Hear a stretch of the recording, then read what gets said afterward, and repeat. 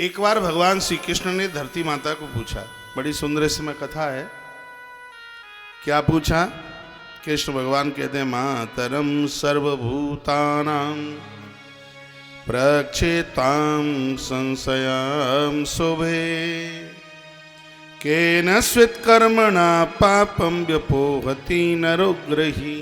बहुत ध्यान से सुनेंगे।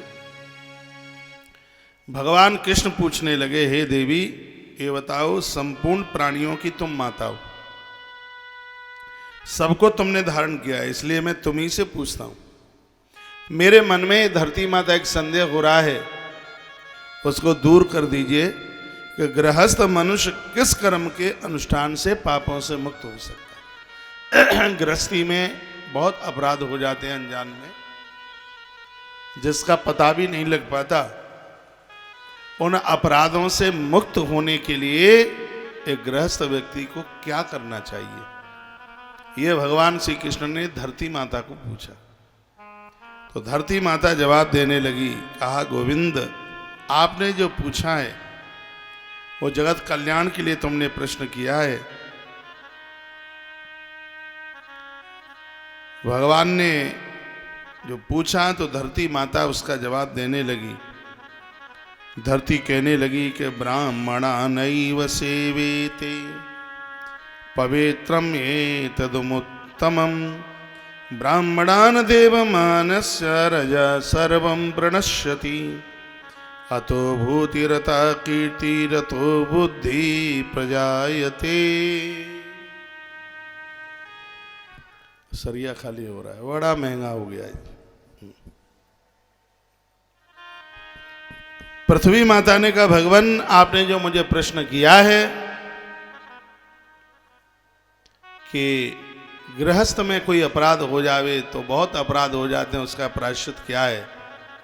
तो माता धरती ने कहा, इसके लिए हे भगवान, मनुष्य को ब्राह्मण भोज्य कराना चाहिए।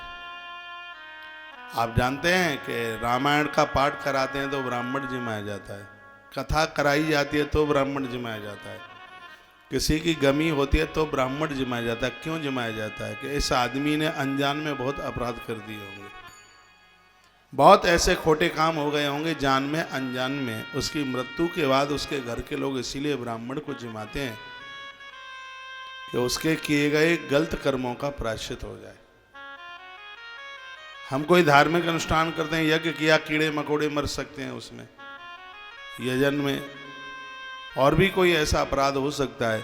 यानी 100 बातों की बात एक है, नित्य में होने वाला अपराध जिसके बारे में हमें पता भी नहीं चल पाता, उसके लिए ब्राह्मण भोजन प्रायश्चित है, ऐसा धरती माता भगवान कृष्ण को बताती है।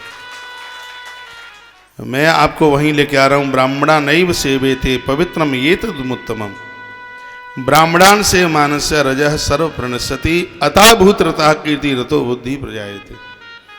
इसमें लिखा है कि जो ब्राह्मण के संपर्क में रहेगा उसकी बुद्धि कुबुद्धि नहीं हो सकती, उसकी बुद्धि पवित्र रहेगी, वो बुद्धि उसकी बिगड़ेगी नहीं। संपर्क में रहे, पास में रहे, उनके चरणों में बैठे, आनंद हो जाएगा, बुद्धि कुबुद्धि नहीं होगी। इसके लिए मनुष्य ब्राह्मण की सेवा करे, यही सबसे पवित्र और उत्तम कर्म है। ब्राह्मणों की सेवा करने वाले पुरुष का समस्त रजोगुण नष्ट हो जाता है, उसका समस्त तमोगुण नष्ट हो जाता है और उसके सतोगुण की वृद्धि होती है। देखो इसमें कितनी सुंदर बात लिखी है। ब्राह्मण को जिमाने से, भोजन कराने से, उसको देने से ऐश्वर्य, सद्बुद्धि, कीर्ति और संपदा और पवित्र बुद्धि की वृद्धि होती है। अतः भूति रतः कीर्ति रतो बुद्धि प्रजायते। कोई ब्राह्मण आपके घर में जीम के चला जाता है तो ये मत सोचना कि पूड़ियाँ ऐसे ही चली गई हैं। वर्णन किया गया, अतो भूति रतः कीर्ति रतो बुद्धि प्रजायते। उसके घर में वैभव, कीर्ति, बुद्धि, यश, ये सब चीजें बढ़ जाती हैं, द्वितीया के चंद्रमा की तरह बढ़ जाती हैं भैया। इतना बड़ा प्रभाव है। बड़ी सुंदर सुंदर बातें पुराण के अंतर्गत गाई गई और इसमें एक श्लोक बोल करके और मैं दान महिमा की तरफ आगे चल रहा हूँ। लिखा है इच्छन कीर्तिम च भूतिम च लोकाश मधुसूदना। क्या लिखा है? इच्छन कीर्तिम च भूतिम च लोकाश मधुसूदन ब्राह्मणानुमते तिष्ठेत पुरुषः सुचिरात्मवान। क्या कहा सुनिए हे मधुसूदन, जो कीर्ति ऐश्वर्य चाहते हैं, सद्बुद्धि चाहते हैं, ऐसे लोगों को, जो अपने मन को वश में करना चाहते हैं, ऐसे लोग कहीं न कहीं ऐसे ब्राह्मण से जुड़ जावे जो तीनों कालों में संध्या करने वाला है। हाँ, वर्णन है इसमें, गायत्री जपने वाला है, सत्कर्म करने वाला है। धरती माता कहती है भगवान श्री कृष्ण को, अनजान में होने वाले एक जन्म के नहीं अनेकानेक जन्मों के पाप जल करके राख हो जाते हैं सिर्फ तपस्वी ब्राह्मण का दर्शन करने से। उसने भोजन कर लिया है तो बहुत बड़ी बात हो गई। आज ऐसे ब्राह्मणों का बहुत अभाव हो रहा है। ब्राह्मण धरती का देवता है और ये बहुत बड़ी चिंता का विषय बन चुका है। आज उसका बहुत ज्यादा अभाव हो रहा है।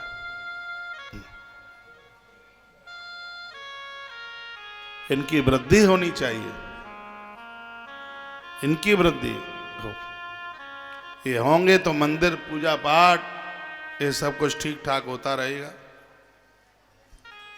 आज शुक्रवार है, आज आपसे चांदी का भी दान लेंगे। आप कहोगे आप क्या करोगे चांदी का? हाँ, आपके मन में ये बात आ सकती है, लेकिन ये महात्म्य में मैंने पढ़ लिया है। मैं आपको चांदी का दान ऐसी जगह कराऊंगा जहां रोज आपको उसका पुण्य मिले। अभी इन कार्यक्रमों में मैं आप बैठे ना, जिसमें आप शंकर जी की पिंडी पर रोज अभिषेक करते रहे, तो आपसे चांदी लेकर के एक ऐसी जलहरियाँ बनवाए देते हैं इतनी बड़ी बड़ी, जिसमें मुख्य पीठ पर जो हम अभिषेक करते थे तो इतनी बड़ी बड़ी जलहरी, और उस पर अभिषेक होंगे और उसकी चांदी की जलहरी से पानी गिरेगा, वो सब आपके पुरखों के पास पहुंचेगा। हाँ, यहाँ ब्राह्मण अभिषेक करेंगे और उसका पुण्य 365 दिन आपको मिलता रहेगा। मैंने आज श्री जी ज्वेलर को हवन करते ही मैंने फ़ोन किया। वृंदावन में बहुत बड़े ज्वेलर हैं, श्री जी ज्वेलर। मैंने उनको फ़ोन किया, मैंने कहा हमें 50 किलो चांदी चाहिए। ऐसे ही मैंने बोला, तो महाराज जी 50 किलो चांदी, आप क्या करेंगे चांदी का? 50 किलो चांदी बहुत होती है। तो सुन करके बड़े अचंभित थे। मैंने कहा जरूरत तो 108 किलो की है, लेकिन महंगा ज़्यादा है। जब 1 किलो की जलेरी बना रहे थे तो हमने सोचा है कि इसको आधा आधा किलो की बनवाई लेते। बोलते महाराज जी 73,000 रुपया किलो थी, और वो लगभग आज के रेट उसके 70 रुपया, हाँ 70,000 रुपये का उसका भाव है। वो मुझे वो बोले, मैंने कहा कि थोड़ा सा और नीचे आ जाए। बोले कि युद्ध चलता रहा तो कुछ भी नीचे आने वाला नहीं है।